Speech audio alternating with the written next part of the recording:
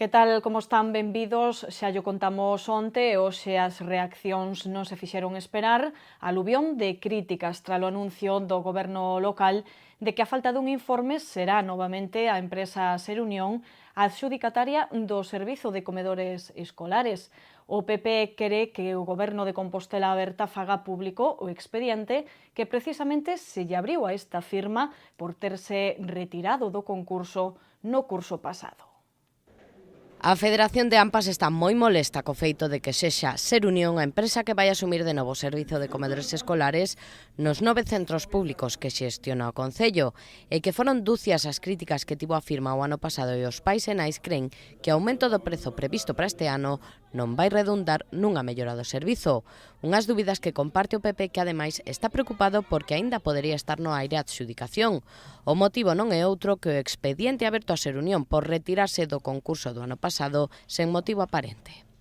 Parte da concelleira do Grupo Municipal Popular púxose en riba da mesa que existía ese procedemento sin resolver e, polo tanto, a interventora solicitou a emisión dun informe xurídico respecto da situación do mesmo e das posibles implicacións que podería ocasionar a resolución deste contrato. Polo tanto, unha vez que teñamos e que teña a mesa de contratación ese informe, adoptará a decisión que considere.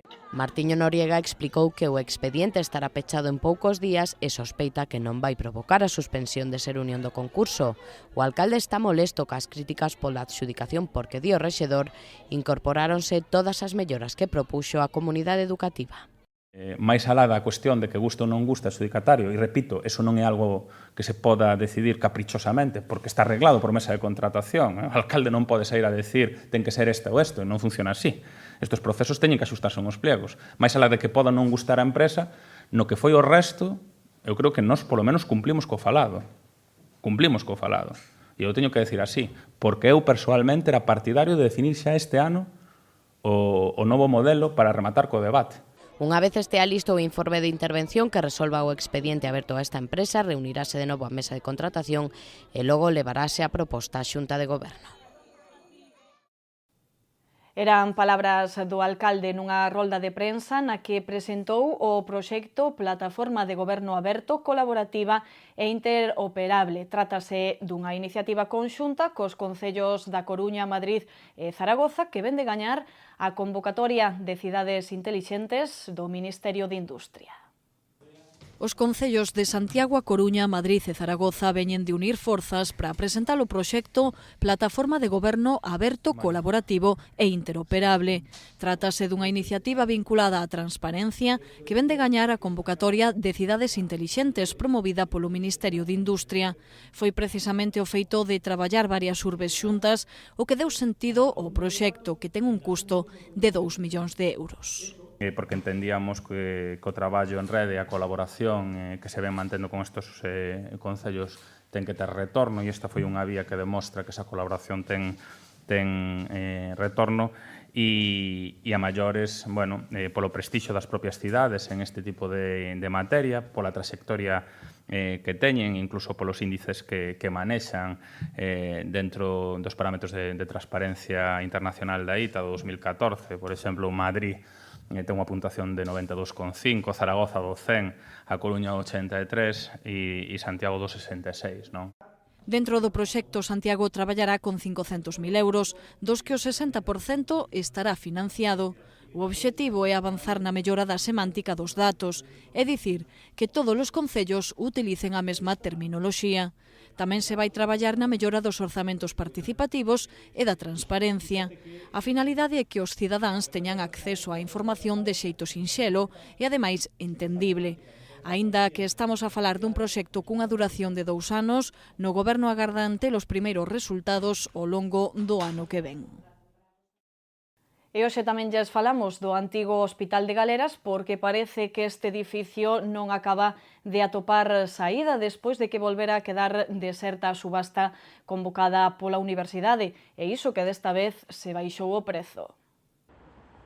Se na primeira subasta o edificio de Galeras tiña un prezo de 7,6 millóns de euros, nesta segunda convocatoria a USC rebaixara o custo ata os 7,1 millóns de euros. Con este panorama, a Universidade vai abrir agora un prazo dun ano para vendelo, pero sen poxa. Isto é, venderase o edificio a primeira oferta que chegue. A única saída posible é cambiar os usos do chan ampliándoos a uso comercial. Neste senso, o Concello xa iniciou os trámites e agora están pendentes dun informe de impacto ambiental que debe aprobar a Consellería de Medio Ambiente. Unha cuestión que dende aquí se priorizou e que me consta que a Xunta tamén intentará priorizar porque é algo que lle interesa a todas as administracións. Non podo responder polos prazos que pode dar a tramitación autonómica, pero tampouco quero facer cuestión que pareza que estou polemizando ca Xunta, máis cando estamos xa en período preelectoral. Non teño ningunha dúbida de que se intentará tramitar con rapidez, o que sempre se me dixo que a tramitación non era incompatible co proceso, non? É dicir, que en principio chegaba con que se estivera tramitando para que incluso os propios proxectos económicos interesados superan que eso se estaba tramitando e foran conscientes diso para facelo máis atractivo, non?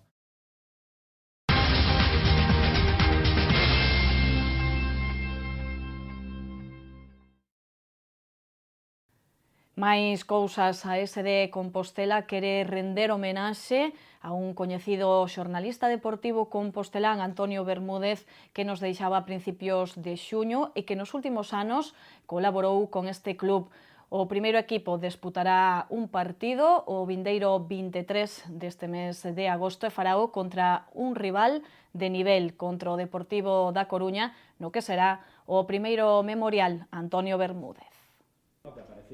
Os afeccionados ao fútbol en xeral e o Compostela en particular terán a oportunidade de desfrutar dun gran partido o martes día 23 que enfrontará os branquiazuis esta temporada en terceira división cun equipo de primeira, o Deportivo da Coruña, e que o club quixo organizar un encontro que fora especial para homenaxear a Antonio Bermúdez, coñecido xornalista deportivo cunha longa traxectoria na cadena SER e que nos deixaba a principios de xuño.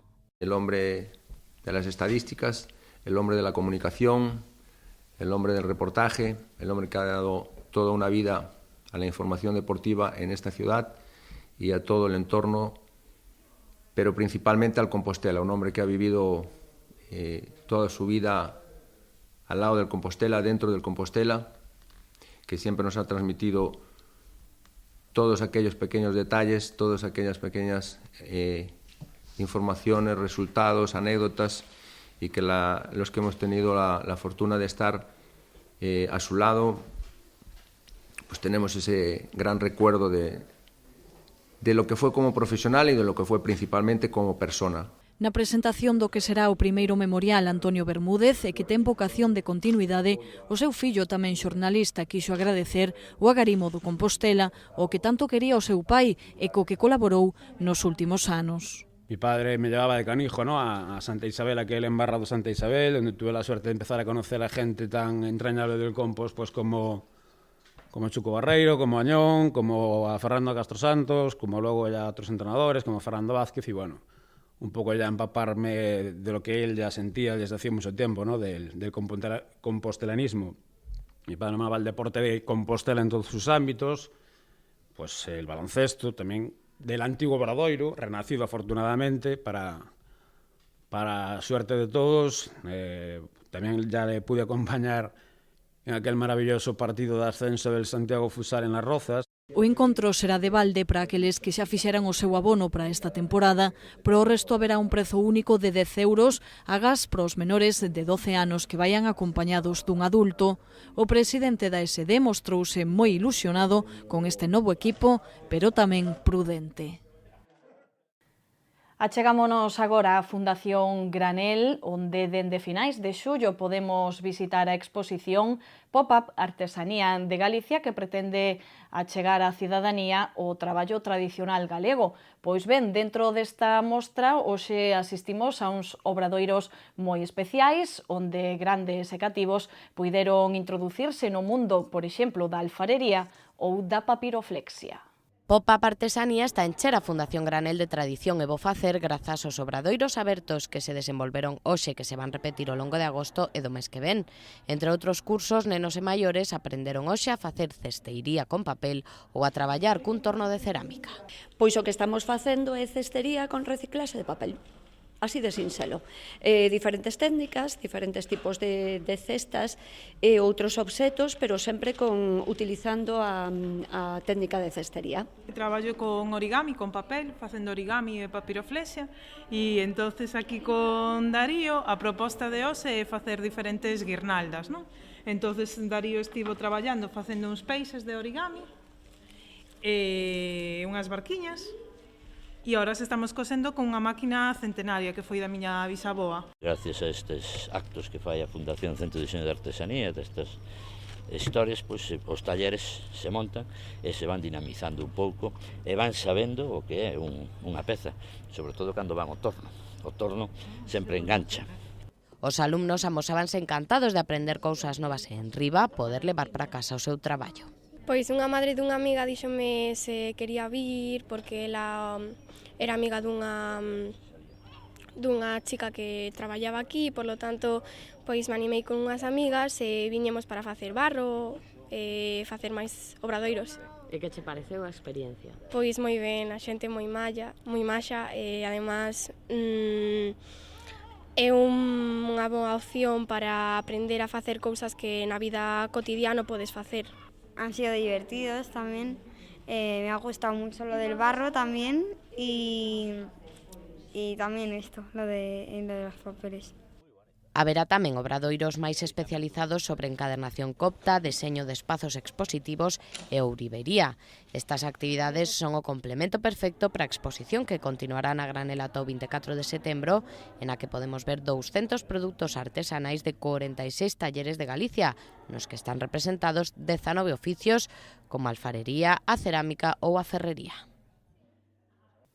Xa ven que hai moitas propostas para o tempo de lecer neste verán en Compostela, pero boten tamén un ollo ás nosas suxestións, á nosa axenda cultural.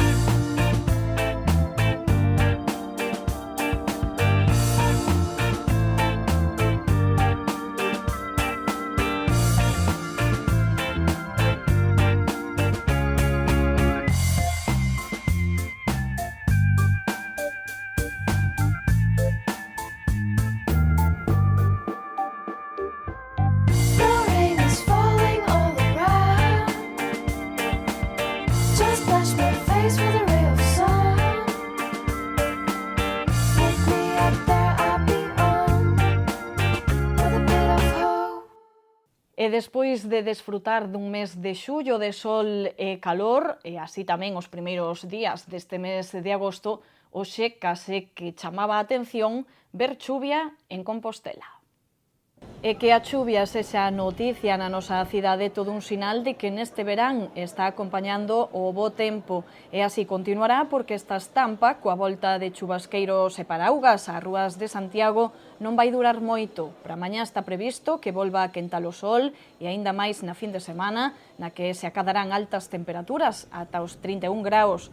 Así as cousas, un día de vez en cando, para refrescarse, nunca ven mal. Pois imos precisamente ver esas predicións do tempo, como sempre da man de Meteo Galicia.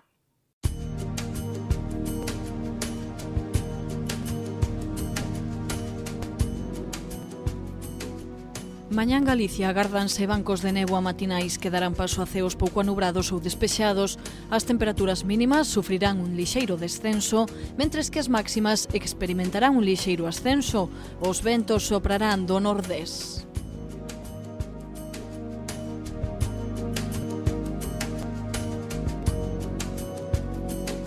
No sábado o ceo estará pouco anubrado ou despexado durante todo o día. As temperaturas, tanto as mínimas como as máximas, ascenderán de xeito máis acusado nas máximas. O vento soprará do nordés frouxo en xeral.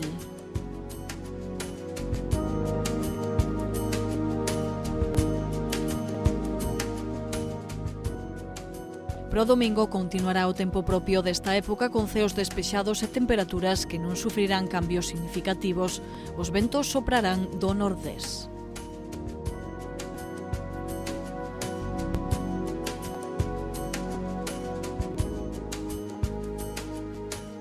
Mañá en Santiago volverán os ceos despexados, as temperaturas manteránse sen cambios significativos, cun descenso das mínimas, e os ventos soprarán do nordés con carácter feble.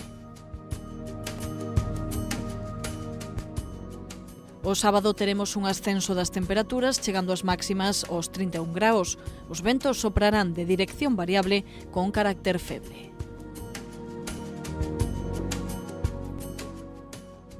O tempo seguirá a mesma tónica o domingo, con ceos despexados e temperaturas en cambios. Os ventos soprarán de dirección variable. E ata aquí o noso repaso informativo diario da actualidade que ten que ver coa nosa cidade con Santiago. Mañá, como sempre, volvemos para seguir dándolles conta do que sucede na nosa cidade. Graciñas por atendernos, que pasen boa noite.